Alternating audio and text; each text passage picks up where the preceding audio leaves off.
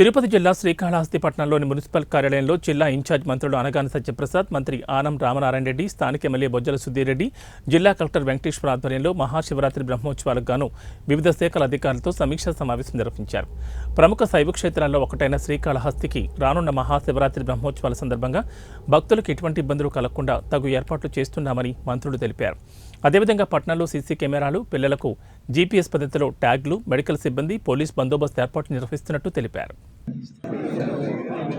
తిరుపతి జిల్లా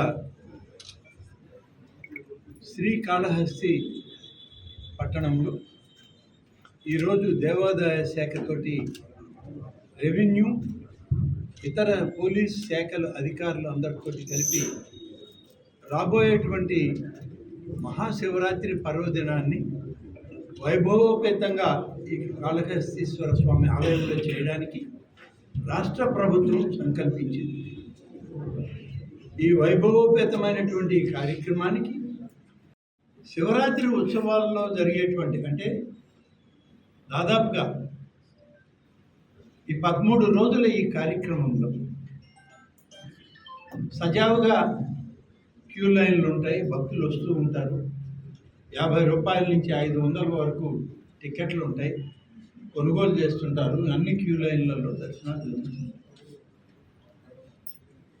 ఈ సందర్భంలోనే ఈ 13 రోజుల కార్యక్రమంలో ప్రతి భక్తుడికి దేవాదాయ శాఖ అనుమతులతో శ్రీ కాళహస్తీశ్వర స్వామి ఆలయం వాళ్ళు లడ్డు ప్రసాదాన్ని ఈ సంవత్సరం ఉచితంగా ఇవ్వడానికి ఇవాళ ఎమ్మెల్యే గారు కోరారు.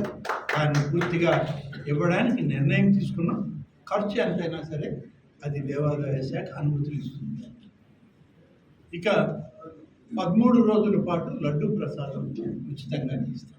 మరొక విషయం, ముందు సమీక్షలో కొంత ఆలస్యమైన ఇవాళ ఆ విషయాన్ని కూడా చెప్పాలి. మహాశివరాత్రి పర్వదినాన కాళహస్తీశ్వర స్వామి ఆలయంలో జరిగేటువంటి పూజాది కార్యక్రమంలో జ్ఞానప్రసూనాంబ యొక్క కార్యక్రమం కూడా కలిసి జరుగుతూ ఉంటుంది.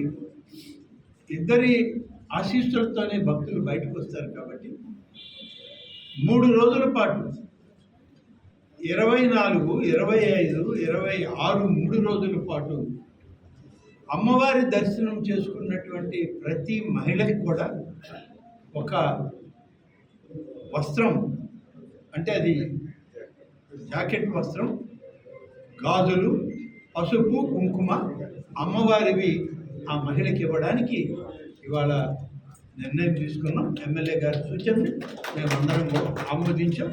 జ్ఞానప్రసూనాంబ యొక్క పసుపు కుంకుమలు సారితోటి ఇక్కడికి దర్శనానికి వచ్చిన ప్రతి మహిళ అమ్మవారిని, స్వామివారిని దర్శించుకుని వెళ్ళే విధంగా అది కూడా